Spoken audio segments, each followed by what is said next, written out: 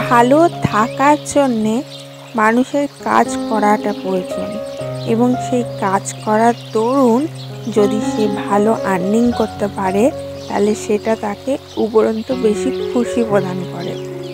আমার মনে হয় আমার কাছে টাকা ইনকামের থেকে কাজ করাটা বেশি ইম্পর্ট্যান্ট। কাজ করলে সারাদিন কাজের মধ্যে থাকলে আমি ভালো থাকতে পারবো, আর যদি কাজ ছেড়ে দিই ঘরের মধ্যে টিভি দেখে মোবাইল দেখে সময় কাটাই তাহলে আমি কখনোই ভালো থাকতে পারবো না। হ্যালো এভরিওয়ান, ইসাস ডায়েরিজের নতুন পাতায় তোমাদের সকলকে সুস্বাগতম জানাই। আমি আইভি, তোমাদের হোস্ট। ইসাস ডায়েরিজ নামটা আমার মেয়ের নামের থেকে দেওয়া। ঈশা আমার মেয়ে, তার নাম থেকে ইসাস ডায়েরিজ নেমটা দিয়েছি।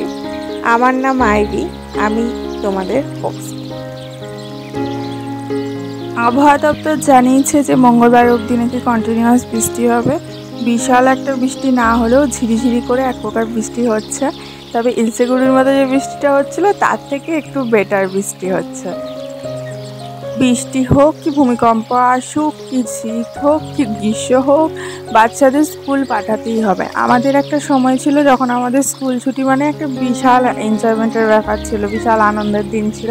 এখনকার দিনে মারা কোনো দিনই স্কুল কামাই করে না, তার মধ্যে আমিও ব্যতিক্রম নয়।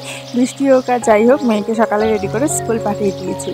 এটা হচ্ছে আমাদের আজকে ব্রেকফাস্ট ছিল। মেয়েটা সকালে টিফিনে দিয়েছিলাম ম্যাগি, ওটাই রেখে দিয়েছিলাম, ওটাই খেয়ে নিয়েছি। আর তার সাথে একটু মিষ্টি ছিল, একটা নতুন ধরনের মিষ্টি নিয়ে এসেছিলো, সেটা খেলাম। আজকে ঠিক করেছি রান্নাঘরের ওপরে স্ল্যাবটা পুরো ডিপ ক্লিনিং করব। আর 100 দিন বাকি দুর্গাপুজো আসতে, একটু একটু করে ঘরের সমস্ত অংশ ডিপ ক্লিনিং করতে হবে। আমরা বাঙালিরা ঘরের প্রত্যেকটা অংশ দুর্গাপুজোর আগে ডিপ ক্লিনিং সাধারণত করে থাকি। তো এই যে তাকটা, এটা আমি ইউজ করি। যখন আমার মেয়ে অনেক ছোট, প্রত্যেকটা মশলার কৌটো হাত দিয়ে নিয়ে নিত, নিয়ে সেটাকে নিয়ে খেলা করতো, ফেলে নষ্ট করতো, তখন আমি এটা করেছিলাম যে ওপরে স্ল্যাবের ওপরে রাখবো এবং সেখানেও হাত পাবে না। অনেক সময় আবার টুলের ওপরে উঠে হাত দিয়ে নিয়ে নিত, তো ওপরের দিকে ছোটোখাটো কৌটোগুলো রাখতাম, নিচের দিকে বড় কৌটোগুলো রাখতাম। তো তখন থেকেই এটা অভ্যেস হয়ে গেছে, আর এটা থেকে চেঞ্জই করিনি। তো এটা এখন খুব ময়লা হয়েছে, মানে চিট হয়ে যায় রান্নাঘরে যে কোনো জিনিসই প্রতি মাস অন্তর যদি পরিষ্কার না করা হয় চিট হয়ে যায়। তবে এই সমস্ত জিনিসগুলো তার প্রতি মাসে পরিষ্কার করা যায় না, ওই বছরে 2 বার হয়তো পরিষ্কার হলো। তো এখন দেখলাম একদমই পরিষ্কার করা না করলে নয়, তার জন্য পরিষ্কার করে নিচ্ছি। একবারে দুর্গাপুজোর আগেও পরিষ্কার হয়ে গেল। ন্যাচারালি দুর্গাপুজোর এত তাড়াতাড়ি আগে থাকতে কেউ পরিষ্কার করতে লাগে না, তবে হ্যাঁ পরিষ্কার করে সবাই কম বেশি। তো ওই আর কি, এখন একটু সার্ফ জল গুলছি, সার্ফ জল গুলে এর ওপরে ছিটিয়ে দিচ্ছি। ছিটিয়ে দিয়ে এটা খানিকক্ষণ রেখে দেবো, খুবই চিট হয়েছে, তার জন্য সার্ফ জলে এটা খানিকক্ষণ ভিজবে। তারপরে চান করার আগে আগে আমি এটাকে ঘষে পরিষ্কার করে নেবো। আর সার্ফ জলে যদি পরিষ্কার যদি না হয়, মানে সাধারণত হয়ে যায়, তখন গরম জল ইউজ করতে হয়। তো এখানে গরম জল ইউজ করার প্রয়োজন নেই, এমনি সার্ফ জলে পরিষ্কার হয়ে যায় প্রতিবারই, তাই করে থাকি। আর রান্নাঘরটা খুব নিট অ্যান্ড ক্লিন রাখার আমি এই জন্যই চেষ্টা করি। যদি রান্নাঘরটা পরিষ্কার পরিচ্ছন্ন না রাখি খুব আরশোলার উপদ্রবটা বেড়ে যায়। আমাদের এখানে আবার বড় বড় আরশোলা নয়, ছোট ছোট তেলে পোকার মতো আরশোলা দেখা যায়।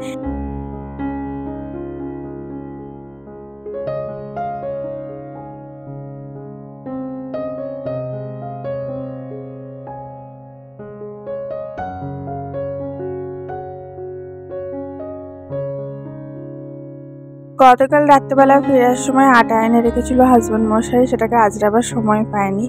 এখন সেটা আজরে নিচ্ছি। এরকম একটা কন্টেনারের মধ্যে আটাটাকে গোটাটাকে এরকম করে ঢুকিয়ে রেখে দিই। আমি আটাটাকে সাধারণত আজরাই না আর কি। তো এবার এর ওপরে যে ইয়েটা রয়েছে, গিটটা রয়েছে, সেটা খুলে ওখানে একটা বাটি দিয়ে দিই, নিয়ে ওইভাবেই ইউজ করি। সচরাচর এইভাবেই করি, আটা, শুকনো লঙ্কা, এই সমস্ত জিনিসগুলো। আজকে খুব বৃষ্টি দেখে আমি ভাবলাম একটু খিচুড়ি বানানোটা। আর খিচুড়ির মশলা তৈরি করছি এখন। কিছু না, টমেটো, আদা, জিরে, ধনে এই সমস্ত দিয়ে, আর একটু গোটা জিরে আর তেজপাতা ফোড়ন দিয়েছি। শুকনো লঙ্কা দিলে আরও টেস্টি হয়, তবে শুকনো লঙ্কাটা আমি একটু অন্যভাবে দিই, সেটা লাস্টে দেবো। এই মশলাটা দিয়ে নিরামিষ খিচুড়ি তৈরি করছি গোবিন্দভোগ চালে, যেটা আমার ভীষণ ভাল লাগে খেতে। আর আমি এখানে 3টে পোর্শন ইউজ করি, গোবিন্দভোগ চাল, তার সাথে ডালিয়া আর তার সাথে মুগ ডাল, 3টে সম পরিমাণ ইউজ করে এই খিচুড়িটা তৈরি করেছি। আর এই মশলাটা মেশাই, খেতে এত ভালো হয় কি বলবো। এর মধ্যে কোনো সবজি টবজি কিছু দিই না আমি, আমার ভালো লাগে না সেদ্ধ চালের খিচুড়ি বা সবজি দেওয়া খিচুড়ি খেতে। আমার শাশুড়ি মা আমার হাতের এই খিচুড়িটা খেয়ে বলে যে তোর খিচুড়িটা পুরো ভোগের খিচুড়ির মতো খেতে। এটাও সেই আমার মা ঠাকুমার কাছ থেকেই শেখা। আমাদের ঘরে এরকমই খিচুড়ি হতো, অনেক সময় হতো কি বলে পেঁয়াজ রসুন দিয়েও হতো, কিন্তু আমি কখনো করি না। কীরকম ঘেমেছি দেখো রান্নাঘর পরিষ্কার করতে আর রান্না করতে করতে, সেই দেখালাম তোমাদের, একদম ঘেমে নিয়ে একসার কাণ্ড। এবার এখন ওপরের স্ল্যাবটা পরিষ্কার করব। তার জন্য ওপরের যেহেতু আমাদের এল টাইপের স্ল্যাব, তাই আমি একদিকটা জিনিসপত্র আর একদিকে সরিয়ে দিয়ে একদিকটা পরিষ্কার করব, তারপরে আবার ওই দিকে জিনিসগুলো ওইদিকে সরিয়ে দিয়ে ওই দিকটা পরিষ্কার করব। তাছাড়া না হলে পরিষ্কার করার কোনো উপায় নেই। তো এখন একটা একটা করে জিনিস এদিকে সরিয়ে নিচ্ছি। অন্য ঘর যেমন তেমন, রান্নাঘর একদম বিশাল ব্যাপার। রান্নাঘর পরিষ্কার করা একটা বিশাল টাফ জব। যাই হোক, ওপরের স্ল্যাবটা এখন স্কচ ব্রাইট নিয়েছি একটা, যে স্কচ ব্রাইটটা ভালো না, সেই স্কচ ব্রাইট দিয়ে ওই বাসন মাজার সাবান যেটা থাকে সেটা দিয়েই ওপরটা ভালোভাবে ঘষে দিই, তাতেই ওটা পরিষ্কার হয়ে যায় সুন্দরভাবে। আর ওটা ঘষে দেওয়ার পর একটা ভিজে ন্যাকড়া দিয়ে ভালোভাবে মুছে দিই, এইভাবেই করি। এবং মেন পার্ট হচ্ছে যে শুধু নিচের টাইলসগুলোই করব না, যেগুলো উপরের দিকের টাইলস হয়েছে হোয়াইট কালারের দেখতে পাচ্ছ, সেই টাইলসগুলোও ঘষবো। এই পার্টটা অনেকে স্কিপ করে দেয় বা ভুলে যায়, কিন্তু এই পার্টটাও খুব ইম্পর্ট্যান্ট। নিচের পার্টটা অ্যাজ ওয়েল অ্যাজ ওপরের পার্টটাও আমাদের পরিষ্কার করা উচিত, কারণ ওখানেও প্রচুর পরিমাণে ময়লা থাকে। দেখো কীরকম ময়লা জমেছিল, দেখো আমি স্কচ ব্রাইট দিয়ে ঘষার পর এই অংশটা দেখাচ্ছি তোমাদের যে কতটা ময়লা বেরিয়েছে, একদম তেলচিত ময়লা হয়ে যায় রান্নাঘর। আর এই যে এখন ভিজে ন্যাকড়া দিয়ে মুছে নেবো, তাহলেই একদম ঝকঝকে তকতকে পরিষ্কার হয়ে যাবে।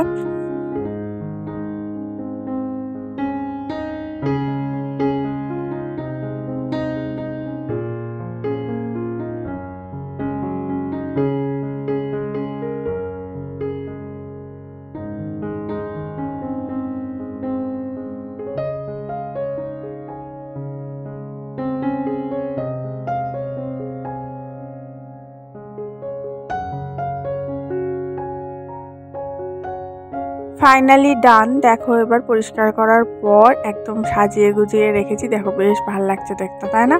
আর চলো তোমাদের দেখায় কতটা পরিষ্কার হয়েছে, জাস্ট হাত দিলেই বোঝা যাবে। এই যে দেখো হাতটা দিচ্ছি, কোনো চ্যাটচ্যাটে নেই, একদম সুন্দর পরিষ্কার, নাহলে হাতটা এরকম স্মুথলি আসবে না কবরটি পরিষ্কার না থাকে। তো আজকে আমরা একটা জিনিস অর্ডার করেছিলাম, সেটা হচ্ছে একটা ফোল্ডিং টেবিল, আমাদের প্রয়োজন ছিল, তো সেটাই আনবক্সিং করছে এখন হাজব্যান্ড মশাই, চলে এসছে ডেলিভারি ফ্লিপকার্ট থেকে। আজকাল আমাদের সমাজ এতটাই উন্নত হয়েছে বা আমরা এতটাই উন্নত হয়েছি যে আমাদের দোকানে গিয়ে জিনিস কিনতে হয় না, উপরন্তু টেবিল, বড় বড় টেবিলের মতো জিনিসও এরকম ছোট্ট একটা ফোল্ডিং প্যাকের মধ্যে চলে আসছে, যেটাকে আমরা শুধু ঘরে বসেই অ্যাসেম্বল করে নিতে পারছি এবং ঘরে বসেই টেবিল তৈরি করে নিতে পারছি, যেগুলো আমাদের পাস্টে কিন্তু কেউ ভাবতেই পারেনি। দেখো কি সুন্দর প্যাকেজিং হয়ে এসছে টেবিলটা, এটা ডবল প্যাকেজিং হয়ে এসছে। আর টেবিলটা হচ্ছে তুমি এটাকে নিয়ে বিছানায় বসতে পারবে, এটাকে নিয়ে সোফায় বসতে পারবে, এই টেবিলটাকে নিয়ে তুমি নিচে বসতে পারবে, এটাকে পুরো অ্যাডজাস্ট করতে পারবে, তুমি ছোটো চেয়ারে বসতে পারবে। মানে হয় না মানুষের কাজ করার জন্য, আমার বরের যেমন কাজ করতে খুব অসুবিধা হচ্ছিল, কখনো সোফায় বসছে কখনো এতে বসছে, ল্যাপটপটা রাখতে খুব অসুবিধা হচ্ছিল।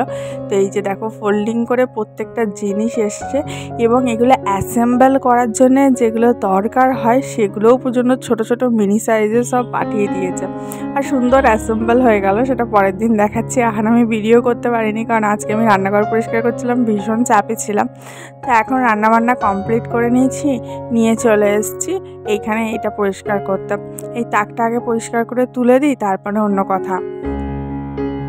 যারা আমাদের মতো ওয়ার্ক ফ্রম হোম করো তারা কিন্তু খুব ইজিলি এই টেবিলটা কিনতে পারো। এটা ফ্লিপকার্ট অ্যামাজনে অ্যাভেলেবেল, খুব বেশি রেঞ্জের মধ্যেও নয়, অথচ ভীষণ সুন্দর। সোফাতে বসে কাজ করলেও ইজিলি সেটা হ্যান্ড করা যায়, আবার বেডে বসে কাজ করলে সুন্দর ওটাকে অ্যাডজাস্ট করা যায়। হ্যাঁ, ল্যাপটপ নিয়ে ওয়ার্ক ফ্রম হোম যারা করে তাদের জন্য খুব সুন্দর, খুব কমফোর্টেবল, ইভেন বাচ্চাদের পরার জন্য ভীষণ ভালো। যাই হোক, আর আমি এখানে ইয়েটা পরিষ্কার করে নিই, তারটা পরিষ্কার করে নিই। আর তোমরা তাড়াতাড়ি আমার ভিডিওটাতে একটা লাইক দিয়ে দাও, আর ভিডিওটা অবশ্যই শেয়ার করে দাও। আর যারা এখনও পর্যন্ত সাবস্ক্রাইব করোনি, যাও গিয়ে সাবস্ক্রাইবটা করে নাও। এরকম ভিডিও আরও দেখতে চাইলে ভিডিও চ্যানেলটাকে তো সাবস্ক্রাইব করে রাখতে হবে, তাই না? আর যারা প্রতিদিন বেসিসে আমার ভিডিও দেখে এবং ভালো ভালো কমেন্ট করে, তাদের প্রতি অনেক অনেক ভালোবাসা।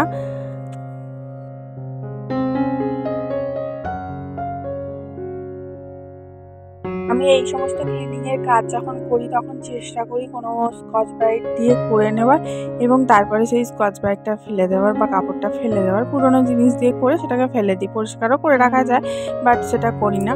আর এই যে করলাম, যেটা স্কচ ব্রাইট দিয়ে ঘষে দিলাম, এবং যে জায়গাগুলো স্কচ ব্রাইট দিয়ে ঘষলে পরিষ্কার হলো না সেই জায়গাগুলো একটু ব্রাশ দিয়ে ঘষে দিলাম। ন্যাচারালি ব্রাশ দিয়ে ঘষার প্রয়োজন পড়ে না, একবার স্কচ ব্রাইট দিয়ে ঘষলেই ওই যে সার্ফ জলে ভিজিয়ে রেখেছিলাম না, একদম পরিষ্কার হয়ে যায়, নিট অ্যান্ড ক্লিন, একদম চকচক করে, মনে হয় নতুনের মতো। আর যেখানগুলো কর্নারগুলো একটু প্রয়োজন হয় সেখানগুলো একটু ব্রাশ চালিয়ে নিলাম। বাস, এখন এবার কিছু জামা কাপড় আছে সে কটা গিয়েছে, চান করে বেরিয়ে যাব। আর আজকে খিচুড়ির সাথে কি রান্না করেছি সেগুলো তোমাদের সাথে শেয়ার করছি। আমার বাপের বাড়িতে যখনই খিচুড়ি হতো বর্ষার দিনে, তখন তার সাথে 1 প্লেট করে বিভিন্ন ধরনের শাকসবজি ভাজি হতো। ঢ্যাঁড়স ভাজা, আলু ভাজা, পটল ভাজা, কুমড়ো ভাজা, আর ডিম ভাজাটা তো মাস্ট। আর তার সাথে ঘি থাকতো আর নুন থাকতো, একদম দারুণ লাগতো খেতে।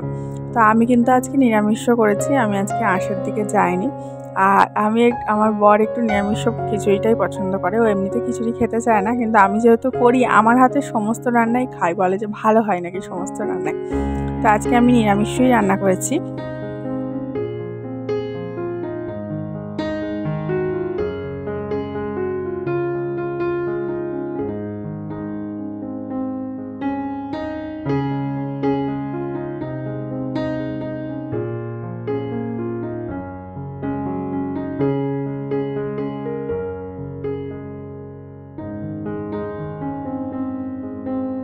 এই যে খিচুড়িটা মশলা দিয়ে ফোটাবার পর, নুন চিনি মশলা দিয়ে ফোটাবার পর, এটাতে শুকনো লঙ্কা ফোড়নটা জাস্ট ছুঁকে দিয়েছি, যেমন ডালে ছোকে মনে করে ছুঁকে দিয়েছি। জাস্ট অসাধারণ খেতে হয়, এত ভালো লাগে কি বলবো। আর এর সাথে পটল ভাজা আর আলু ভাজা করেছিলাম।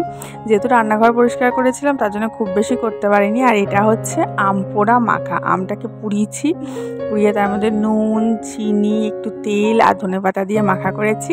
আর এটা হচ্ছে কুমড়োর বেগনি করেছি। বাস, এই হচ্ছে আমাদের আজকের মেনু। আর তার সাথে আম ছিল, পেয়ারা ছিল, গন্ধরাজ লেবু ছিল, লঙ্কা ছিল, আর ঘি তো থাকবেই। চলো আজ আসি, ভালো থেকো সবাই, দেখা হচ্ছে কালকে।